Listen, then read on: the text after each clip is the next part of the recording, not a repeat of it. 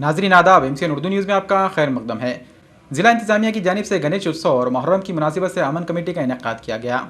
जिला कलेक्टर दफ्तर अहाते में मौजूद बचत भवन में आज ये अमन कमेटी की मीटिंग का इनेकाद अमल में आया। जिला कलेक्टर अरुण डोंगरे की सदारत में मुनक्किदा इस मीटिंग में मेयर दीक्षा कपिल धबाले, जिला SP Vijay Kumar Magar, municipal commissioner Lahuraj Mali, DYSP Patil, city DYSP Abhijit Phaske और सभी पुलिस स्टेशन इंस्पेक्टर के अलावा गणेश मंडलों के जिम्मेदारान व अमन कमेटी के अरकान मौजूद थे। इजलास के दौरान बताया गया कि नांदेड़ शहर में 388 गणेश मंडल बिठाए गए हैं, जिसमें से 212 गणेश मंडलों के पास बाज़ाब्ता इजाजतनामा मौजूद है। जिला SP विजय कुमार मगर ने कहा कि जिन गणेश मंडलों ने अभी तक इजाज़त नहीं ली है वो जल्द अज जल्द इजाज़त ले ले।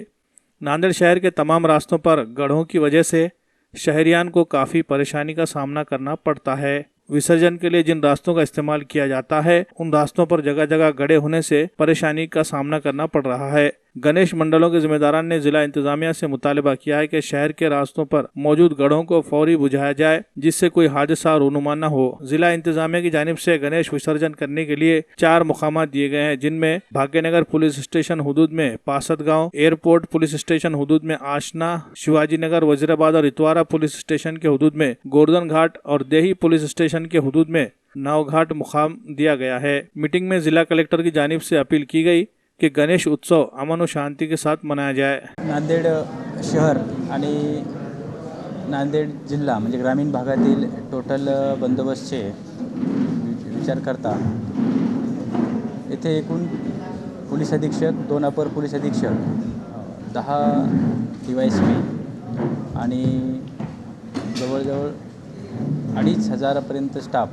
आम्ही बंदोबस्तसाठी नेमलेला आहे।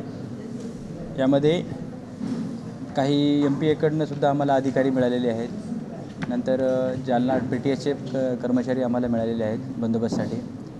होमगार्ड जवळजवळ 1000 होमगार्ड आम्ही बंदोबस्तसाठी मागणी केलेली होती, त्याप्रमाणे तोही स्टाफ आम्हाला मिळालेला आहे। SRPFची एक प्लाटून, एक कंपनी आमच्याकडे आहे। एकंदरीत शहरामध्ये आणि परिसरात शांतता सुव्यवस्था राहावी या दृष्टीने पोलीस प्रशासन अत्यंत सज्ज आहे आणि चांगल्या प्रकारे आम्ही हा उत्सव साजरा करण्यासाठी जनतेसोबत आहोत।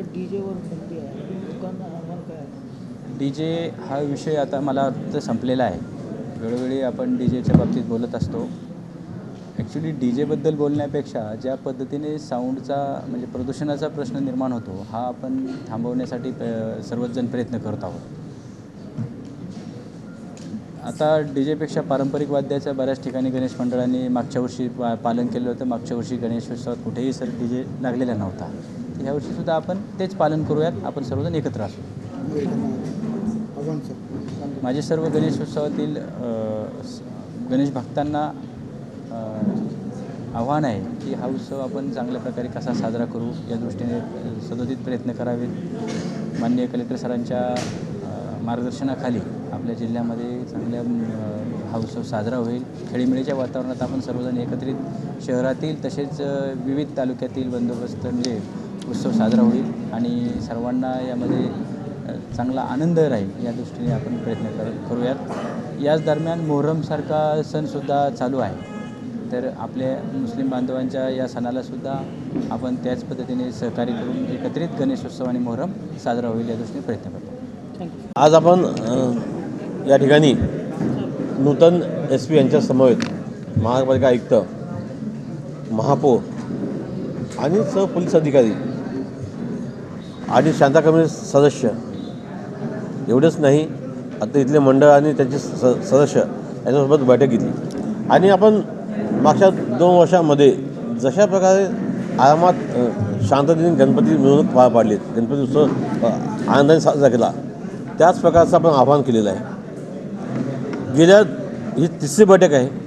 पहिल्या बैठकीमध्ये मी आवाहन केलं होतं की आपल्याकडे पाऊस कमी पडतो आहे, त्यामुळे मूर्तीची उंची जी आहे ती कमी असावी, जेणेकरून आपण सेवताना त्रास होणार नाही। काही मंडळांनी माझं म्हणणं ऐकलं, प्रशासन म्हणणं ऐकलं आणि गणपतीची मूर्ती जी आहे ते 4 फुटापेक्षा कमी ठेवलेली आहे आणि त्याचं मी अभिनंदन करतो। एवढंच नाही तर प्रत्येक मंडळांनी सगळ्यांना मदत करायची भावना त्यांची आहे। ज्या काही इथे त्यांच्या सूचना होत्या रस्त्याबद्दल किंवा लाईटबद्दल, त्या पण आपण पूर्ण करतो आहे आणि मला अपेक्षा आहे की जसं नेहमीच नांदेडमध्ये कुठली मिरवणूक असो हे शांततेने पार पडते, ही गणपती मिरवणूकसुद्धा जी आहे हे शांततेने पार पडेल. एवढंच नाही, हे 10 दिवस जे आहे गणपतीचे हे सुद्धा मोठ्या उत्साहाने आणि आनंदाने लोक त्यावर सहभाग होतील आणि एकोपा गावामध्ये राहील. गुरुद्वारा बोर्ड के कर्ज की बकाया रकम को रियासती हुकूमत ने माफ़ कर दिया है. हुकूमत के इस फैसले की सिख समाज में पजीराई की जा रही है. सन 2008 में गुरुता गद्दी सहित 7 साला तकरीबात के दौरान गुरुद्वारे के अतराफ किए गए तरक्याती और तामीराती काम के लिए रियासती हुकूमत की जानिब से गुरुद्वारा बोर्ड को 61 करोड़ रुपए का कर्ज दिया गया. कर्ज की रकम गुरुद्वारा बोर्ड अदा नहीं कर पा रहा था, जिसकी वजह से बोर्ड के जिम्मेदारान ने रियासती हुकूमत से अपील की थी कि कर्ज की रकम इमदाद करार देकर माफ कर दी जाए. 2 साल कबल वजीर आला ने नांदेड़ दौरे के मौके पर गुरुद्वारा दर्शन किए थे. इस मौके पर सिख समाज के नुमाइंदों से खिताब करते हुए उन्होंने इस बात का तयक्कुन भी दिया था कि गुरुद्वारा बोर्ड के खर्च की रकम को माफ करने के बारे में फैसला लिया जाएगा. इसी पस मंजर में रियासती काबीना की मीटिंग के दौरान फैसला लेते हुए गुरुद्वारा बोर्ड पर बकाया खर्च की रकम को इमदाद करार देकर माफ करने का ऐलान किया गया है. इस ऐलान से गुरुद्वारा बोर्ड को बड़ी राहत मिली है और इस फैसले के लिए रियासती हुकूमत का खैर मकदम किया जा रहा है. और इसी की खुशी में आज गुरुद्वारा बोर्ड इहाते में आतिशबाजी की गई और जश्न मनाया गया. जश्न तकरीबात बोर्ड के सदर भूपेंद्र सिंह मिन्हास की क़ियादत में मुनक्किद की गई. इस दौरान बोर्ड के जिम्मेदारों ने प्रेस कॉन्फ्रेंस भी किया और मीडिया नुमाइंदों को हुकूमत के फैसले के बारे में मालूमात दी. साथ ही हुकूमत का शुक्रिया अदा किया. इस मौके पर नांदेड़ के रुकने पार्लियामेंट प्रताप पाटिल चिखलीकर का भी खैर मकदम किया गया. भूपेंद्र सिंह मिन्हास ने यह भी ऐलान किया कि वो शख्सी तौर पर जल्द ही वजीर आला से मुंबई में मुलाकात करेंगे और उनका शुक्रिया अदा करेंगे. इसी तरह गुरुद्वारा बोर्ड की मीटिंग के दौरान भी शुक्रिया से मुतालिक एक करारदाद भी पास की जाएगी. इस मौके पर बोर्ड के सेक्रेटरी रविंद्र सिंह बोंगाई, मेंबर परमजोत सिंह चाहल, सरदुल सिंह फौजी, जगबीर सिंह शाहू, भागेंद्र सिंह घड़ीसाज, मनप्रीत सिंह कुंजीवाले, बोर्ड के सुपरिटेंडेंट गुरविंदर सिंह वाधवा, रंजीत सिंह चिरागिया और दीगर ओहदेदारान मौजूद थे. का खालसा वाहिगुरु जी की फतेह. मैं महाराष्ट्र गवर्नमेंट के मुख्यमंत्री जी देवेंद्र फडणवीस जी का बहुत शुक्रगुजार हूँ, जिन्होंने आज जो 61 करोड़ रुपया जो सचखंड गुरुद्वारा साहब के ऊपर कर्जा पहले वाली गवर्नमेंट ने जो दिखाया था, आज उन्होंने उसको एज ए डोनेशन करके उसको माफ़ कर दिया है. मैं फिर से उनका धन्यवाद करता हूं और जहां की पूरी संगत जो है नांदेड़ की, उनके तहे दिल से उनका धन्यवाद करती है. 61 करोड़ का जो कर्जा दिखा रहे थे, गुरुद्वारा साहब ने नहीं लिया था. वो बाहर के जो ओपन जो काम किए थे परिसर के बाहर के, वो उसके ऊपर खर्च किया गया था. जो गुरुद्वारा के अंदर कोई उसके ऊपर एक पैसा भी खर्च नहीं हुआ था. पूरा वर्ड जो गुरु महाराज साहब को हम दे नहीं सकते. नहीं वो पूरा पढ़ने एक मिनट देंगे, को कागज देंगे. नहीं, ये नहीं है. नहीं है. हाँ, गुरु जो 31 दिसंबर 2017 को मुख्यमंत्री यहाँ पर आए थे, तो उन्होंने कहा था कि हम गुरु महाराज को दे नहीं सकते हैं, हम उनसे कर्जा कैसे ले सकते हैं.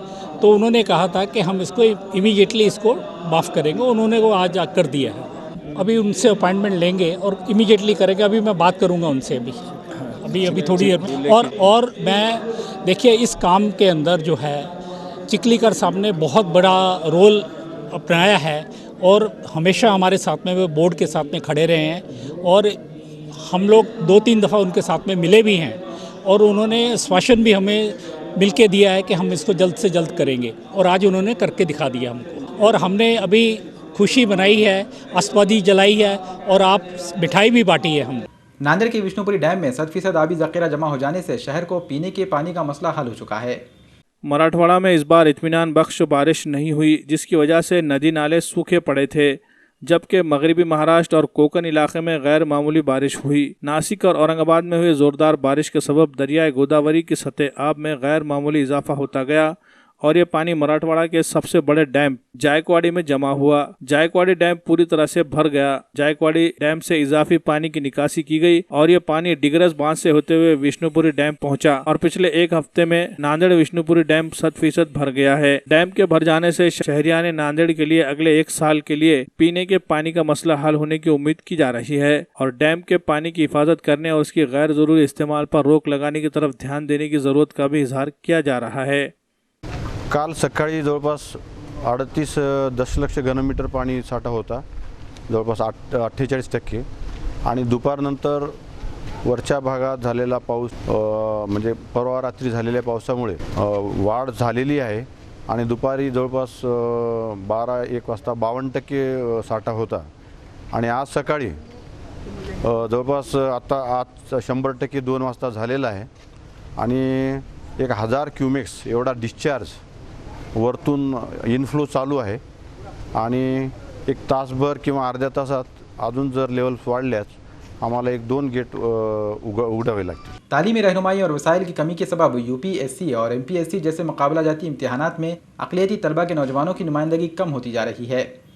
इस मसले को हल करने के लिए नांदेड़ गुरुद्वारा बोर्ड ने मुकाबला जाती इम्तिहानात की तैयारी करने वाले तलबा की रहनुमाई के लिए कोचिंग सेंटर कायम किया है।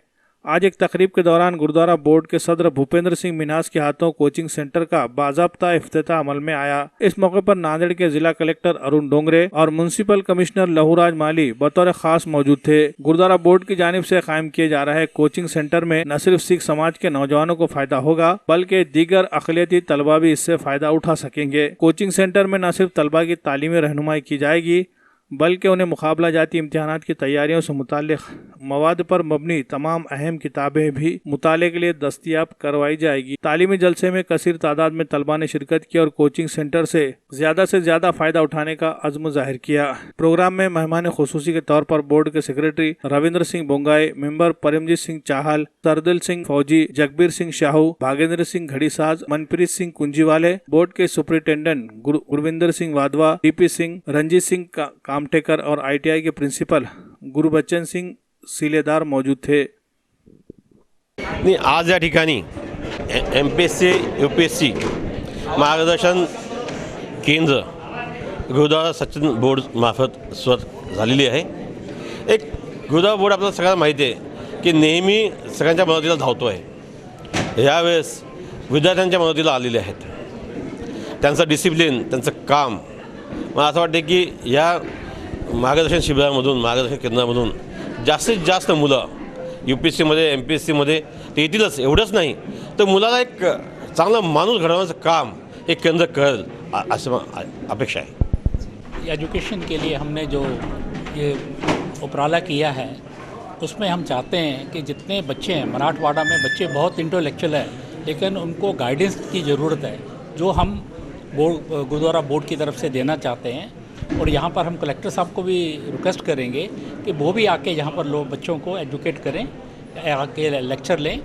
और हम टाई अप करना चाहते हैं पूना में जहाँ डॉक्टर धर्माधिकारी हैं जो इंस्टीट्यूट रन करते हैं कि उनसे भी हम करेंगे और अपने बच्चों को भी वहाँ पर भेजेंगे और बोर्ड उसका पूरा खर्चा लेगा। और हम चाहते हैं कि ये मराठवाड़ा में लोग आगे आएँ और पॉसिबल है, कोई इम्पॉसिबल बात नहीं है। बस इतना ही कहता है। MCN उर्दू न्यूज़ में आज बस इतना ही। कल फिर मुलाकात होगी। आदाब।